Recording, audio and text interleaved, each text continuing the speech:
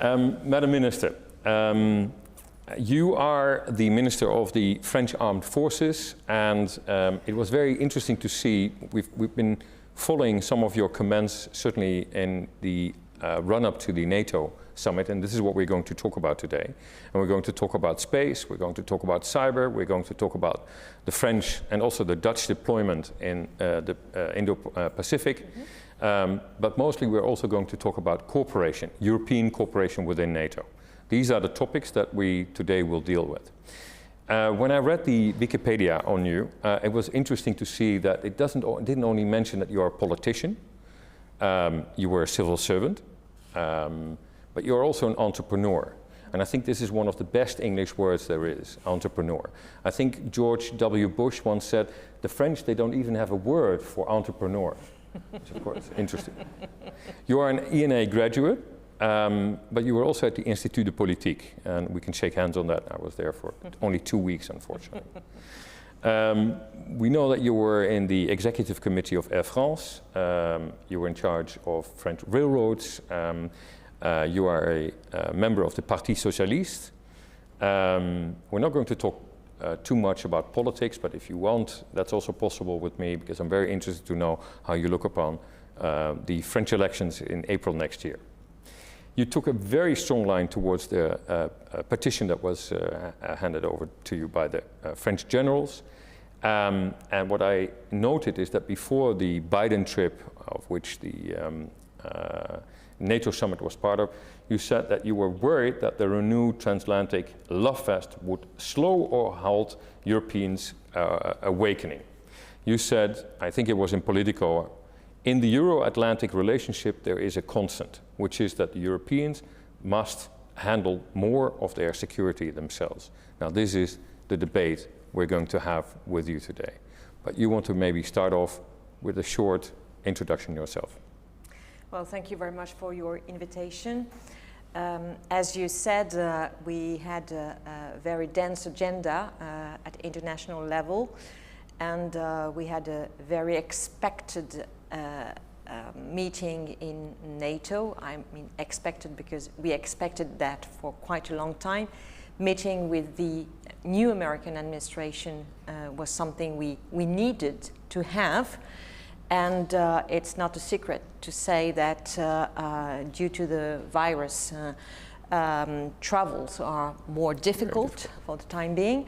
So creating a relationship with the new administration is not that easy when you have to use the phone or the video conference. So it was the first time, at least for me, I know that my dear colleague, the foreign ministers had the opportunity to meet with his counterpart Blinken, but for me it was the first time I had a real interaction with my American counterpart. And of course, above all, we all waited for the first statement coming from the Biden president. So I think that the US-EU relationship needed to be strengthened, and I'm sure that this NATO summit created a new dynamic. We had experienced a 4-year term with Mr. Trump as a US president. The NATO summit were extremely difficult. I can say that. I'm sure I will not be denied by anyone. So Mr. Trump makes the dialogue within NATO extremely difficult. And so we wanted to have the first signal coming from the US that the transatlantic relationship was important to them, even if we know that there is a switch that has been initiated by President Obama to Asia. So we have to take into account that the United States are now very focused, even more now than 2 years or 4 years or 6 years ago, on Asia and China. We all know that NATO is a cornerstone of the European security, and it has not changed. Mm-hmm. So the conclusion of that is that we have to take care more of our own security. And that's why there is a discussion which is not always fluid between allies and EU members, mm-hmm. and most of them are both 21 of NATO allies are also EU members. There is a discussion just to make sure that there will be no discrepancies or no replications, and that all the efforts made by the EU members will be useful and relevant to the NATO alliance.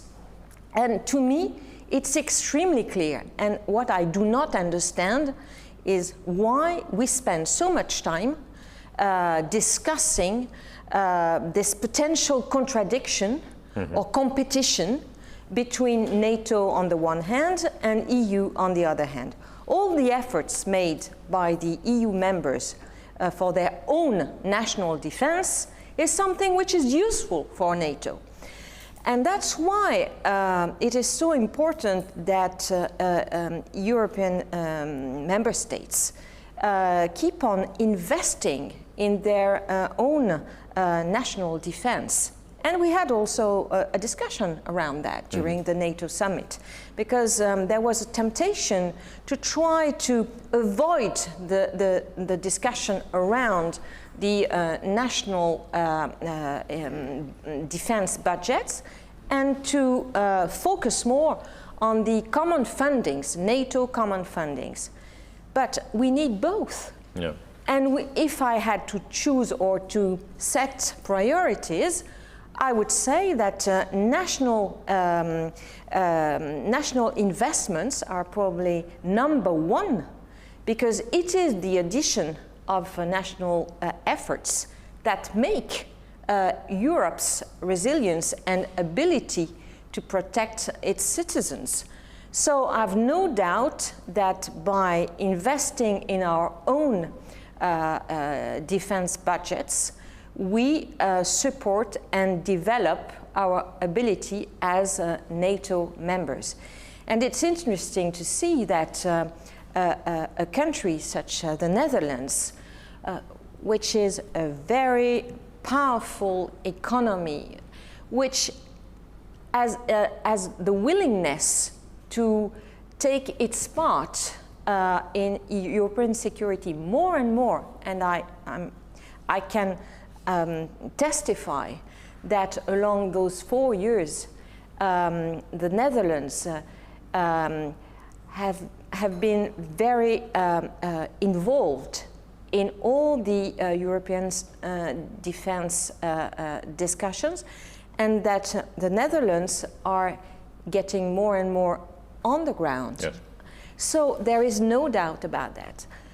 So the question is, are you at the right level in terms of investment in defense and security? Given your ability to act as a military power, mm-hmm. I think this is a good question that deserves to be discussed again, as well in the bilateral way, but also at the European level. Right. Let's immediately take this, because before we dive into what is the right amount of cash or contributions or capabilities, the 3 C's that everybody seems to be talking about, I think it was you who said in an interview with Le Figaro on the Trump administration that it was a brutal discourse that sometimes happened between us and the Americans, but at the same time this brutal discourse on spending also expressed a reality, and the reality was we need to spend more. Now the Dutch have I think we have about 11 billion euros, that's what we yearly spend. the French somewhere in the order of 40 billion euros, and I think it has been growing since 2018 with 1.8, 1.7 billion a year.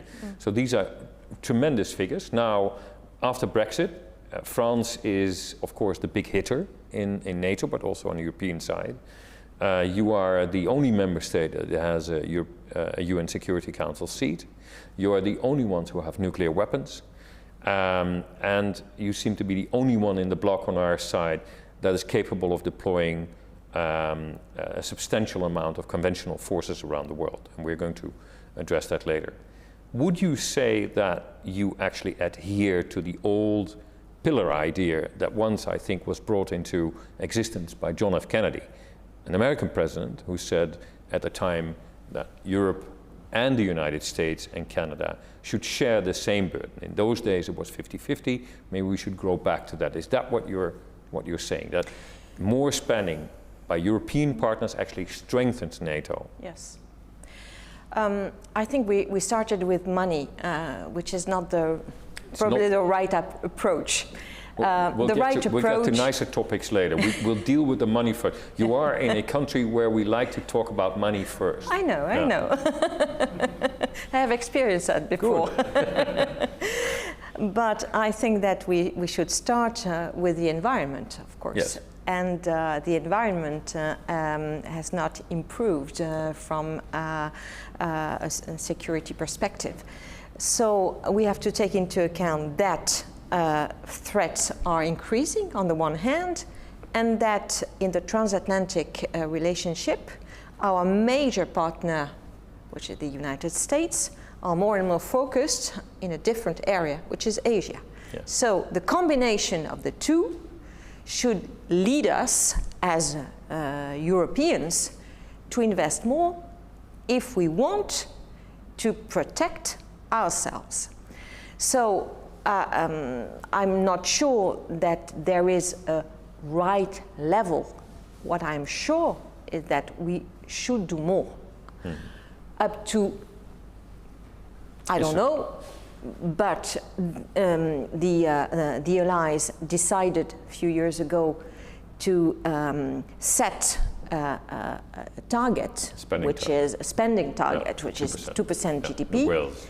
So, first of all, let's try to stick to this target, and then we will see if our armed forces are rightly designed, shaped, capable to face the threats we are confronted with. Very good. What we did, Madame la Ministre, is that we asked some of our colleagues, our analysts, to present you with a little pitch. And the first pitch I would like to show you is by Paul van Hoofd, and he will argue in which areas this idea that was first launched, I think, from Paris, from your country, on European strategic sovereignty, and where it is that we can actually work together. Can I ask for the first pitch? We'll see it here. The United States has been fundamental to European security and prosperity for over 7 decades. Ich bin ein Berliner. However, we're seeing more and more limits to US power. The United States is increasingly preoccupied with developments in the Indo-Pacific. At the same time, improvements in missiles, sensors, and computing capabilities have made military forces more and more vulnerable. The US Navy is overstretched. US leaders are distracted by domestic events. The United States cannot be everywhere at once, yet Europe's collective defense and deterrence depend on it. After all, Europe is no longer as secure as it was when the Cold War ended. To maintain a healthy transatlantic relationship, Europeans need to take a more proactive role. They cannot sit and wait, no longer. At the Hague Center for Strategic Studies, we look at how Europeans can more effectively build a defense identity within the transatlantic relationship. Europeans must not only invest in defense, they must also increase interoperability and streamline the abundance of weapon platforms in Europe. That presents hard questions regarding national defense industries. Europe is in part already taking such steps through the European Defense Fund and the Permanent Structured Cooperation. For example, the Twister project would improve defenses against missiles and other weapons. We need more creative combinations of European capabilities. For example, with its air defense frigates, the Netherlands is also contributing to Europe's and NATO's warning against incoming threats, whether air or missile threats. In sum, taking responsibility and more effectively distributing the burdens between the United States and Europe by increasing Europe's capability to protect itself is essential to maintaining the transatlantic relationship in the 21st century. As you can hear, Paul is actually arguing that there's limits to US power. Basically, they're overstretched also in the domain of naval forces. We can already see that in our own European vicinity. What are the areas, according to you, according to France, in which European partners can strengthen their cooperation, would you say? First of all, I think that we need to be more and more on the ground together, operating together, and we have to develop our own interoperability, yes, which is, of course, the role of NATO, and NATO does well in this area. But we have also to take care about the technological developments. And we see that if we do not pay attention to the development of technologies such as the ones included in the air fighter F-35, yeah, then there is a risk that our ability to interoperate goes lower and lower, and we definitely need to preserve this interoperability. So I think behind there is a question about our industry, defense industry. We know that these defense industries are split, probably too small compared to their major competitors in the world. And so the European Union is probably the right place to develop more together new technologies and to create industries able to compete with major competitors. So I think that the European Union developed right initiatives in order to support European efforts, I mean member states' effort to develop together new programs linked to the most relevant technologies. For instance, we are launching a major program for a new fighter, European fighter program. Just to say, how is this relating to the new fighter jet? Because you know, this country's chose F-35. And yes, unfortunately, that's it. Malheureusement. Malheureusement. Yeah. But it is the sovereignty of the Netherlands which, yes, was at stake, so I will not comment on that.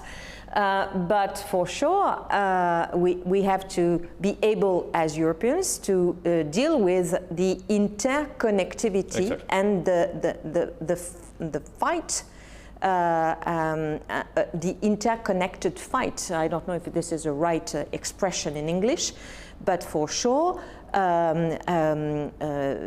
vehicles from the army or aircraft, fighters, UAVs, ships now must share more and more data, and they have to share that in real time. Yes.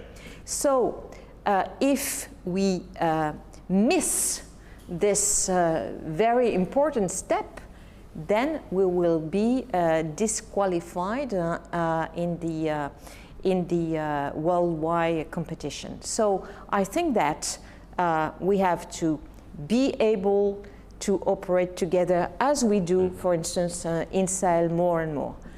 And at the same time, be able to develop the right industrial and technological programs that will qualify the Europeans and their industries to compete in a worldwide competition. Yeah.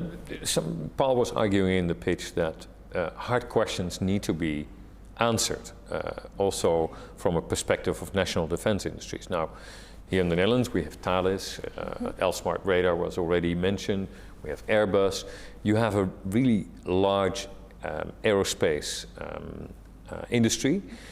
Many of the European partners would perhaps argue that one of the reasons for the reluctance is that they feel that this European policy will actually only benefit your industry. And here you get to the old problem again, how to make Europe work, make Europe connect. I mean, you can say that you want interoperability, but how are we going to do that? I think that we have identified new tools to start solving this potential problem, which is my view is not real, it's a fear. And I can understand that there is a fear somewhere. So we fear too much here. Yeah. But I think that we need to develop a European defense industry, and the initiatives taken by the European Union, such as the PESCO policy, and on top of that the European Defence Fund, are the right tools to develop cooperation between small, medium, and medium-sized industries, and not only at the benefit of the major defense groups. So yes, it is necessary to have European fundings only if there are a sufficient number of countries involved, and these are the key conditions set by the European Commission. And I think it was the condition for a political acceptance of the EU members for this policy. So yes, France has a powerful aircraft industry, but we need to build up a European defense industry strong enough to address all the technological niche that we need at European level. Yeah. Before we take a question from the audience, I would like to end off this little part with one more question on what we're trying to do here at HCSS is that we're trying to see whether we can find more creative contributions or combinations of capacities between European countries. That could, for example, be on frigates with the L-Smart, external border control. Would you be open, is your visit to the Netherlands partly also to be understood in that light, to find more creative combinations of capacities and work together?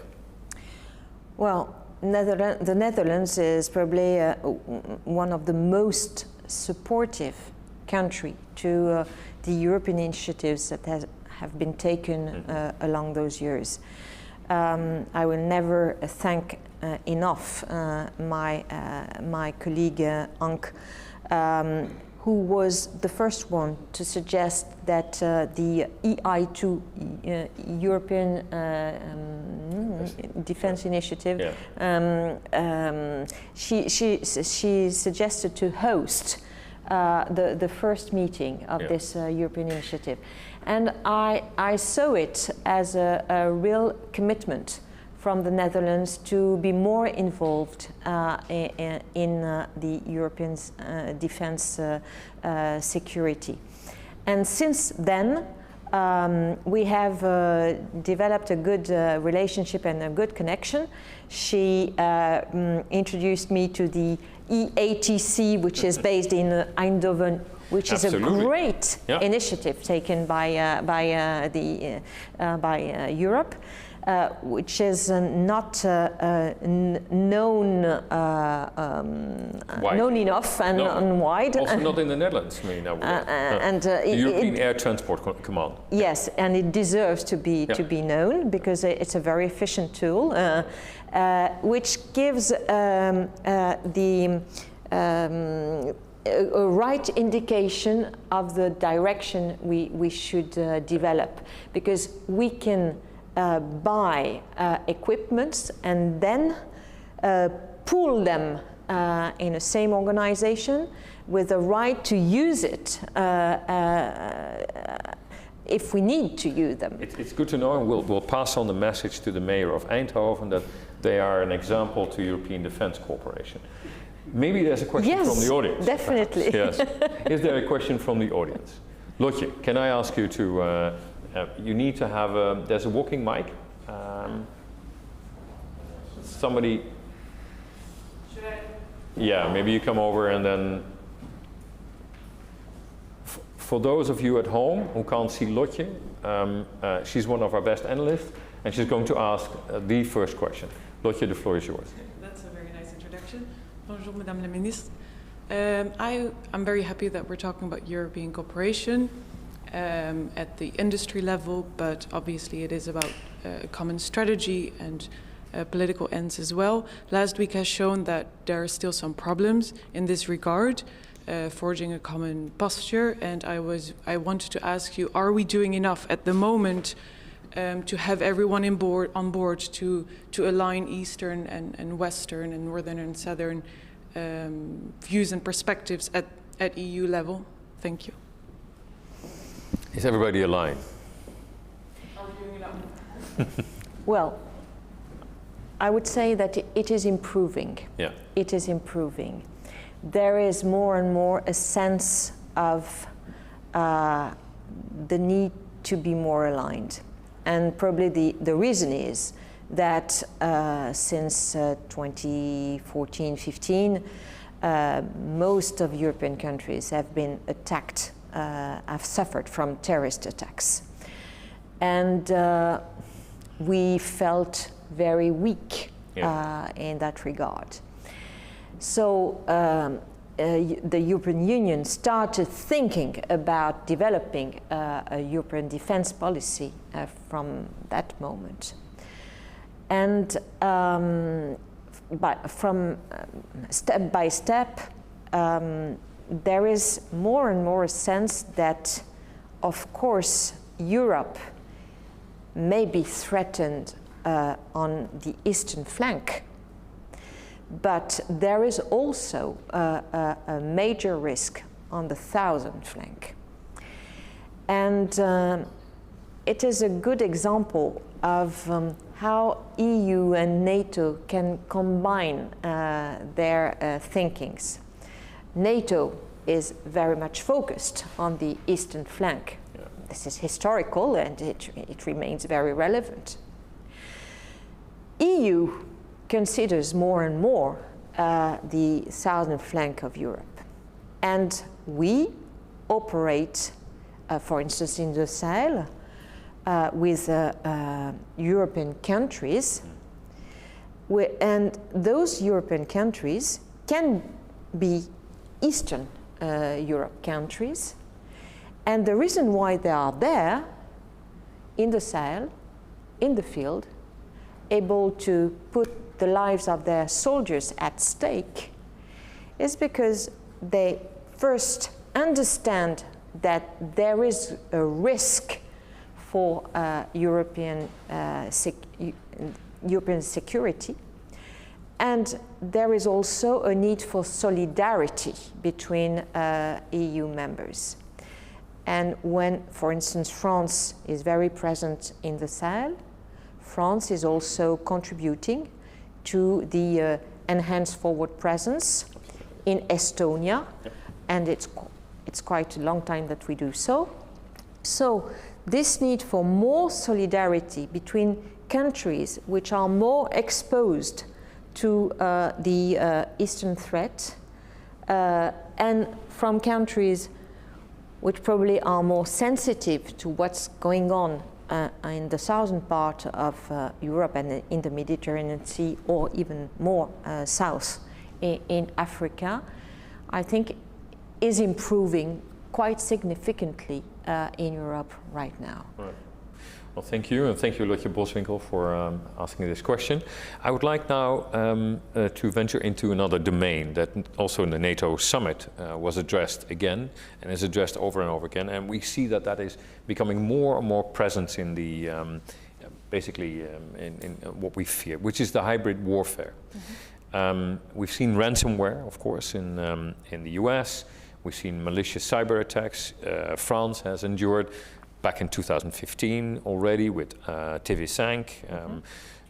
So all of us have now seen the detrimental effects of cyber warfare just below the threshold of military confrontation. And would like to ask for the second pitch to be called. Luc Vaassen, who's in the audience, has brought this pitch to you. Let's listen to him for a minute. Conflict between states has taken on a new, more hybrid form, in which cyber operations play an important role. Following the recent wave of ransomware attacks, like the one against Colonial Pipeline, halting half of the transport fuels for the east coast of the US, NATO member states are increasingly concerned about malicious cyber activities, especially from Russia and China. Cybersecurity has become Chefsache, and NATO members are finding ways to deter aggressors through resilience, norms, and response. They have boosted their cybersecurity resilience through national EU or NATO initiatives. At the summit, the importance of norms to enhance stability and reduce risk of conflict was reaffirmed. Now, these should not only include the norms agreed within the UN, but also the principles of the Paris Call for Trust and Security in Cyberspace, which took on most of the norm proposals of the Global Commission on Stability of Cyberspace, an HCSS initiative supported by the French government. To advance those shared commitments, HCSS also co-chairs one of the Paris Call working groups on the Cyber Stability Index. And then finally, in terms of response, allies reaffirmed Article 5's collective defense to cyber attacks and their willingness to collectively impose costs on transgressors. Now, cyber operations often occur below the threshold of an armed attack, circumventing norms and rules to minimize the basis for decisive response. Allies therefore still face challenges in effectively dissuading malicious actors. France and the Netherlands share the same commitment to the international rules-based order and have publicly declared that they have offensive cyber capabilities.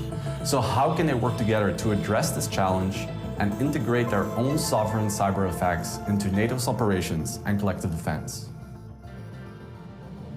As Luc was arguing, we just saw your Foreign Minister Le Drian and our then Foreign Minister Stef Blok launching the report that's actually here in my hands. I will give it to you, and I think everybody in the audience will have one copy. It's the Global Commission on Stability of Cyberspace. Basically, we both adhere to a rules-based world. That is what we all strive for. The Netherlands has done so basically since Hugo Grotius. But we need a new Hugo Grotius. We need a new Hugo Grotius for cyberspace. What is the role of a Ministry of Defense in pursuing that goal? Because the Netherlands is now taking first steps in this domain. France has a lot of experience already. What would you say to your Dutch colleague when you meet her tonight, or I presume that will happen in these days during your visit? What would your advice to her be?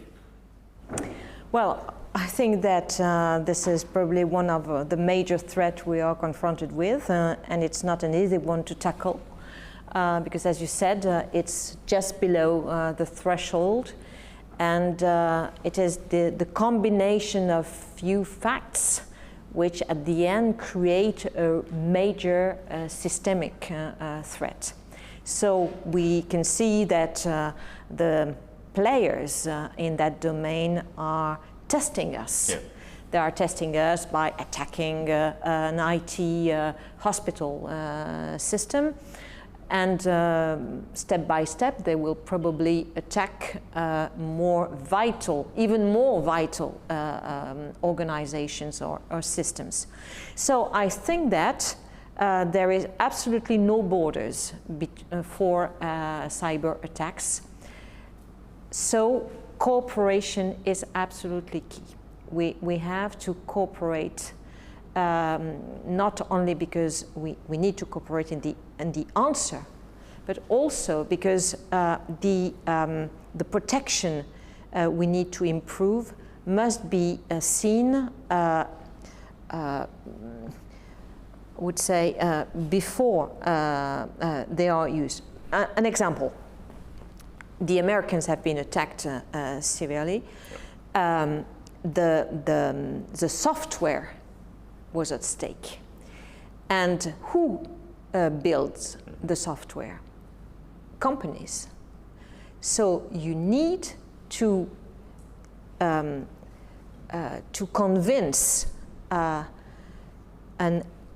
ecosystem that protection is absolutely key. So you cannot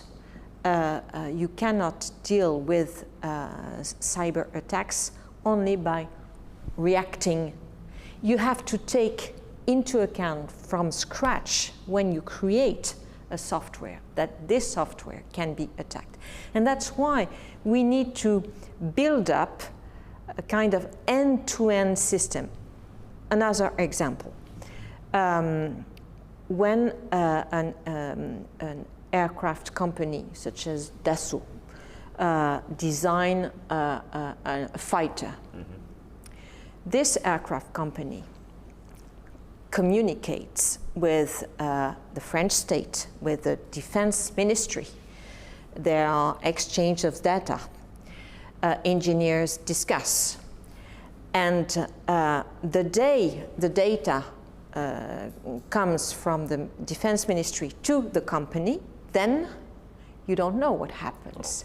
And you don't know what the company does with all the providers it works with. So you need to have a kind of continuous security in your IT systems. Throughout the ecosystem even. So throughout the ecosystem. Partners, so you have, of course, to protect your own IT system as a defense ministry. Obviously. But you have also to take care of the security that your providers, that the industries invest in or not. And so the cooperation that is needed does not concern only the states, but also all the economic players, companies, which provides systems, softwares, and so on. So cooperation is absolutely key, and norms were mentioned. I think that we have also to work on norms. So it's a very good topic that must be discussed on a multilateral basis, and there are various environments to do so. The UN is a right one, NATO is also a right one, EU is also a right one, and we have to make sure that when EU member is attacked, and it had happened in the Netherlands. I remember very well when Ank Bijveld mentioned during a NATO session that the OPCW had been attacked. Yes. And she said that Russia was probably the origin of this attack. So I remember that very well, because it was probably the first time that we had this kind of statement during a NATO session. So we have to deal with that collectively. Yeah, absolutely. Now, France traditionally uses the word deterrence, or being on time. So you said prior to an attack, you already need to be out there. You need to have your ecosystem fully checked. Now, France traditionally uses the word deterrence only in a nuclear setting. So basically what I hear you say now is that this also is applicable to the realm of cyber. Well, I'm not sure that France uses deterrence only as nuclear deterrence, but France is very sensitive on the way the others use the word deterrence, which is rarely related to nuclear deterrence. And that's also something, no, but that's true. Maybe that is we should put the nuclear option on the table later. Yeah. But so yes, we definitely need deterrence in the cyberspace domain as well. Maybe I can introduce one more sphere, one more theater, which is of course the theater of space. Can I call for the next pitch, please? This is a pitch by Patrick Bolder. He's an Air Force commander, and let's listen to him for a moment.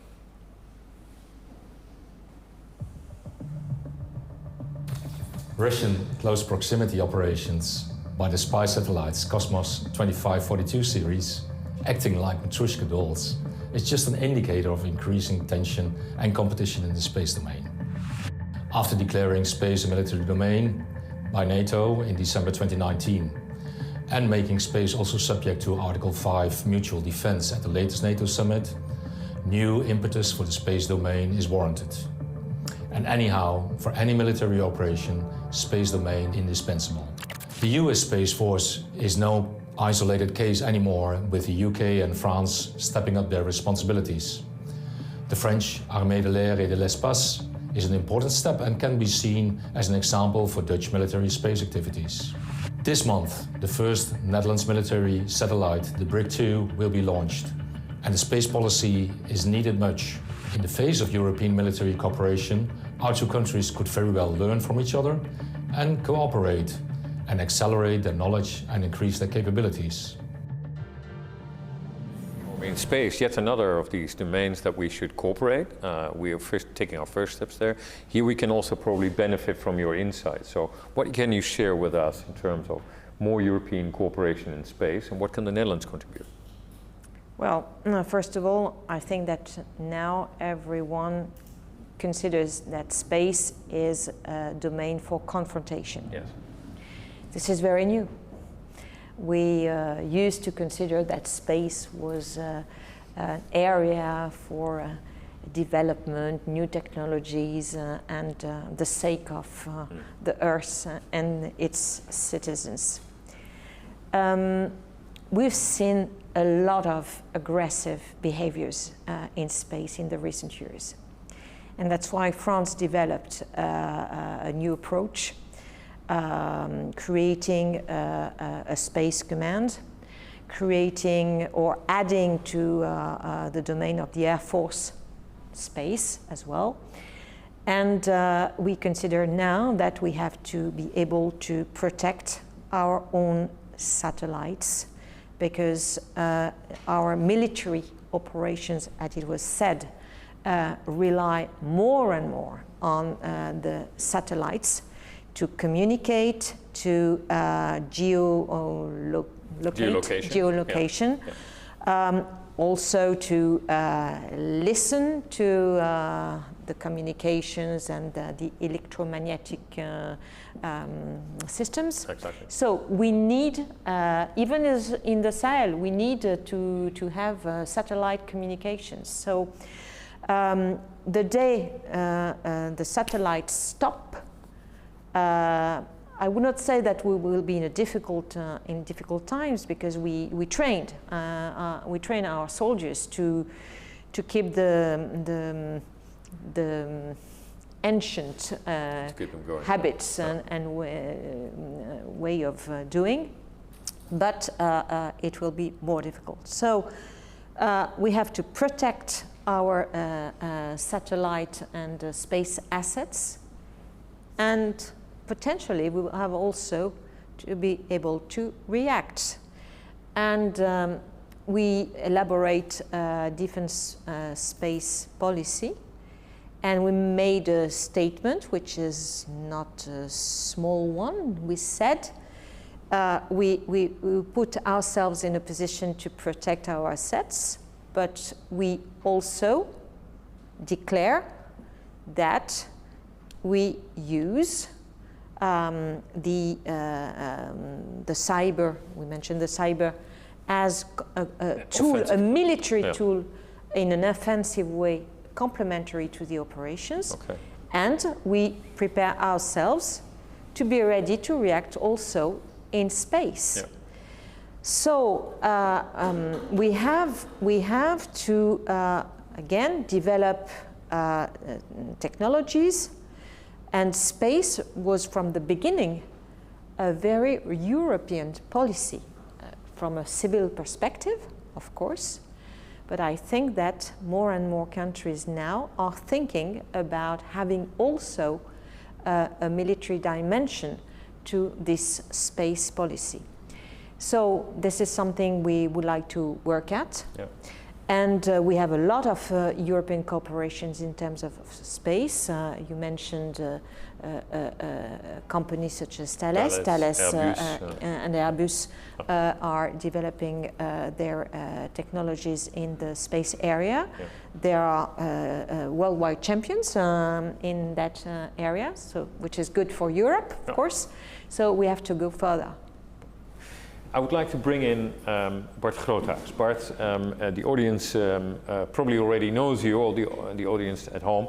They can't see you, but Bart is one of our freshest members of the European Parliament still. Are you still fresh? I hope so, even at the end of the day. When we're speaking about cyber and also space, Bart, I know you have your own worries about European cooperation in that area. Maybe you would like to shed some light on that, and please also try and end with a question. Yes, I'll end with a question, Hans. As a member of European Parliament, you should be able to do that within 2 minutes, I guess. No. Oh, less. I could try in French, but I will try. And let me start by the question. The first question I have is, in 2014, we were in Wales with each other, looking each other in the eye. What is the current threat landscape, and what should we be addressing it in money terms, what we started out with? And we said 2%, that what we should spend all, and all should spend that, including the Netherlands. I'm telling my own government. But that's a good agreement. Now, we're in 2021, and I have a new idea. Why don't we come up with a new agreement, a new Wales agreement that deals with new threats? There's an additional threat to the 2014 landscape. Is it not time, is my question, that we come together as an international community and say, we need a new expenditure agreement within NATO, perhaps within the EU, and perhaps both, to say we commit ourselves in capabilities, in personnel, address to new hybrid threats, to counter-propaganda, counter-intelligence, counter-espionage. Shouldn't we address that, counter-disinformation? Shouldn't we address it in that way? And above all, I'd like to very much welcome all the things that you're doing inside the European Union. I'm really looking forward to the French presidency. And as rapporteur on the new Europe's cybersecurity legislation, the NIS2, I'm very much looking forward to make this the best legislation that we've ever seen to address these hybrid threats as well. But that's a different chapter. But thank you very much for coming. So, as a good politician, he's immediately using the floor to putting out a new idea, obviously. Sure. So this is the new Wales agreement. We will call it the Kneuterdijk agreement. But what about this idea of committing to capacities, cash, and perhaps even personnel on space deterrence or space initiatives and cyber deterrence?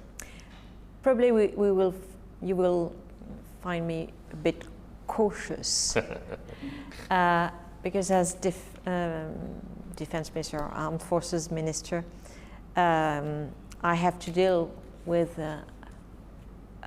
mainly the Finance Minister, as all defense ministers in the world.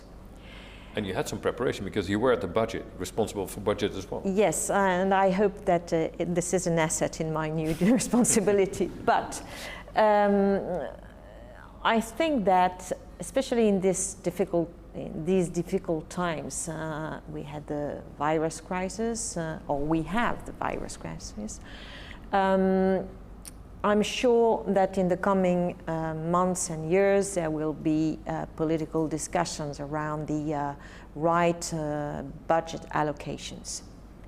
And I'm not sure that it will be easy to start right now a discussion on a more ambitious target, as all allies have not yet reached the current target, which is 2%.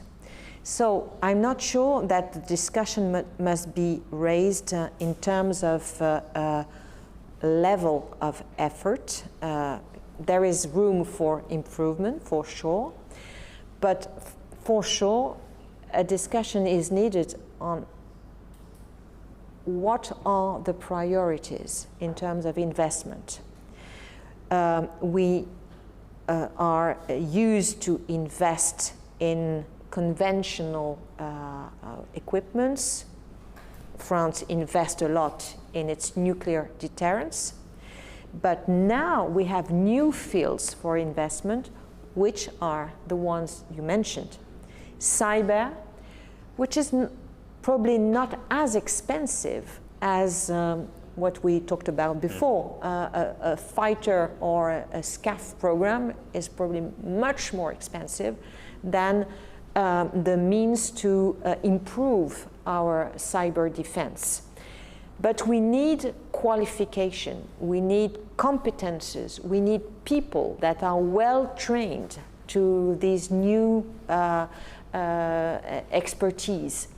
And that is probably something we have not looked at enough. I don't know how it works in the Netherlands, but in France, the educational system, universities, schools do not deliver in terms of volume, quantity, but also quality, the competences needed to invest properly in that domain. So I think that our effort should be more seen as a national or a European effort, however you see it. But it's not only a question of defense, it is a question of survival for our countries. So the educational system must take more into account the need for developing the right skills and the right level of expertise in order to fulfill all the positions that are empty today in companies, but also in our cyber command at the Defense Ministry, and so on and so on. So this is really an issue for all the governments, and not only for defense ministers. It's very interesting that you actually bring up education as well. And obviously this also has to do with the amount of competition that we face these days, that, for example, comes from Asia. And this brings us to our last talking point, which is Southeast Asia and the combined efforts that we now undertake in order to preserve freedom of navigation. So maybe I can ask for, again, Paul van Hoofd for his last pitch, and maybe we can listen to this. After centuries, the center of gravity in global politics is shifting back to the Indo-Pacific from the Euro-Atlantic. With that shift, new challenges are presenting themselves, and the chances of confrontation are growing. The openness of the Indo-Pacific and the rule of law therein are of crucial importance to Europe. Oceans are the global economy's arteries, and the costs of their closure are enormous, especially for a country like the Netherlands. European states are recognizing the Indo-Pacific's importance. They are increasingly engaging with South, Southeast, and East Asian partners. France, Germany, and the Netherlands have put out new Indo-Pacific strategies, as has the European Union itself. It's also a prominent theme in the latest British Defence Review. However, European naval capabilities are still limited for now, and their cohesion is strategically underdeveloped. Therefore, at the Hague Center for Strategic Studies, we look at how we can more effectively combine European assets to ensure a stable and sustained naval presence in the region, and to make clear how much we value, as Europeans, a free and open Indo-Pacific.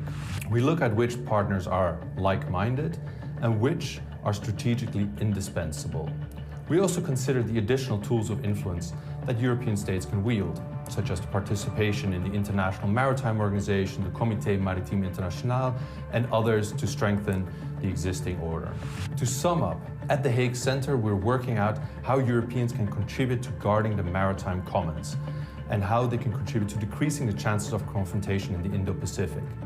This is not just a matter of articulating policy ideas, but also of building networks, from Europe to Asia, and in order to strengthen these institutions and to strengthen political trust. Now, I don't want to bring up Hugo Grotius too many times, but again, the Mare Liberum still seems to be on our minds. It's still necessary to keep open the arteries of world trade.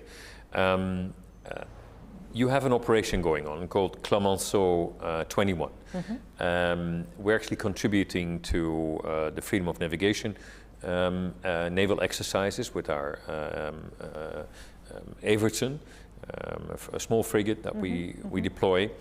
What can you say on these matters? I mean, we've now already experienced the cooperation in the Gulf, Yes. In the land forces in Mali. Of course, we work together on Barkhane, although that was a different operation. Is this the renewal of some new love affair between our two nations, or is this simply the way forward that we anticipate if we talk about European defense cooperation? I think that the freedom of navigation must be preserved, and freedom of navigation is at stake, more and more at stake in the Indo-Pacific, and especially in the South China Sea.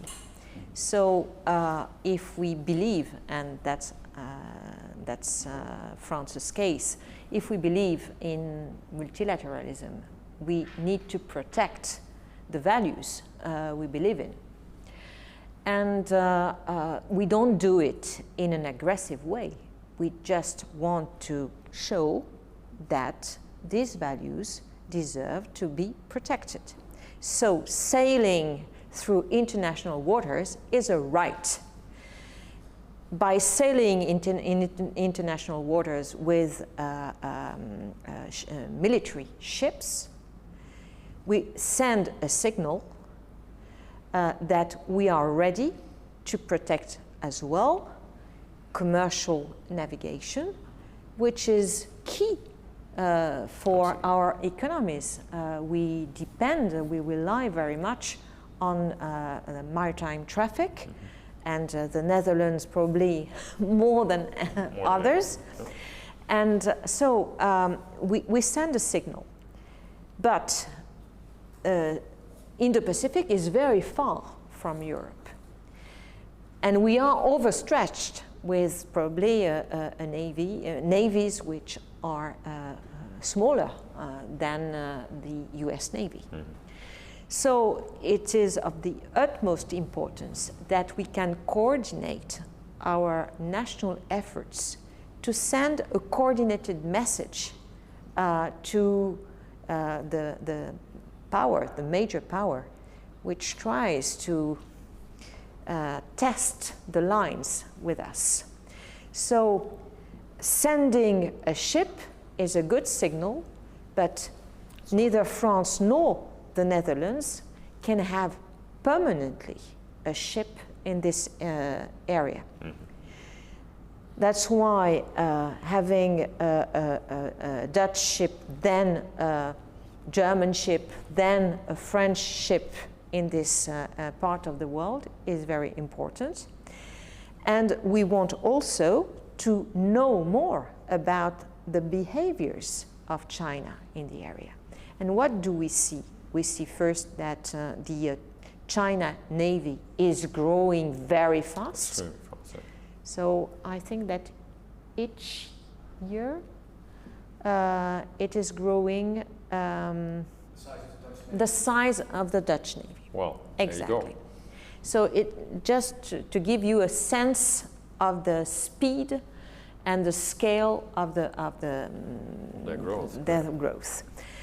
And more than that, we have to understand the way they use their military assets.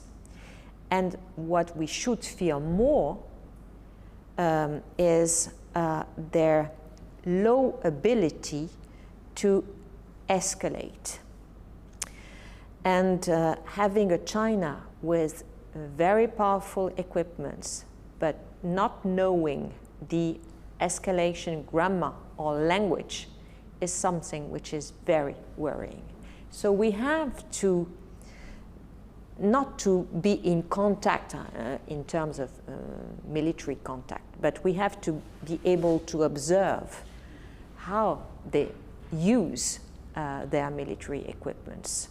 So I think that it is extremely relevant that as Europeans we shape an Indo-Pacific strategy, including what we could do in the maritime domain, because sea is a common good, and we have to protect sea. We do it. You mentioned it in the Gulf, yes, and we should be able to do it in the Far East, which is much more demanding. Absolutely, I think.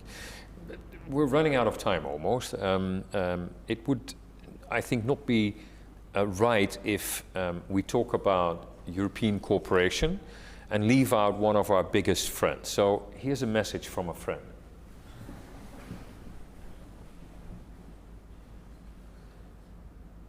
Lieber Han, danke dir sehr.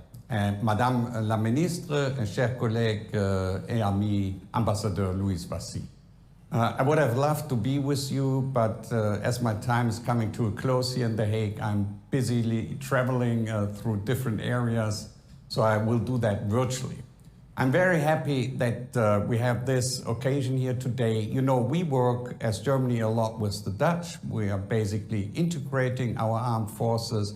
We also work a lot with the French. You work here between the two, and it's always good in European security and defense when people work together in different combinations with different strengths.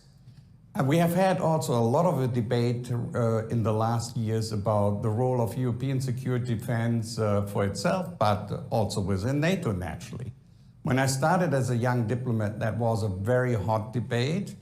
But now, many years later, I can see that this debate has become more normal, more rational. And also the Americans have made demands that the Europeans are better capable of doing stuff on their own when it comes to their security.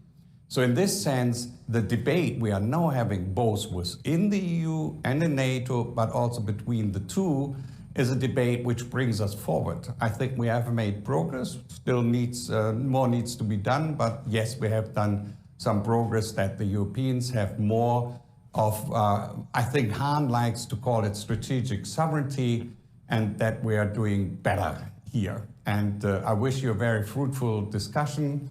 And again, I would have loved to come in person, but that was not possible. Thank you for your attention. Dirk Brengelman is the German ambassador, and we have noticed that he operates almost simultaneously and jointly like a Siamese twin with your ambassador. So I thought it would be only right to bring him on. But isn't the best message that the Germans are sort of losing their reluctance to participate and join in common defense operations, whether they are in European of Europäischen Ebene, as they would say, but also within NATO. Isn't that the best and most positive message that we can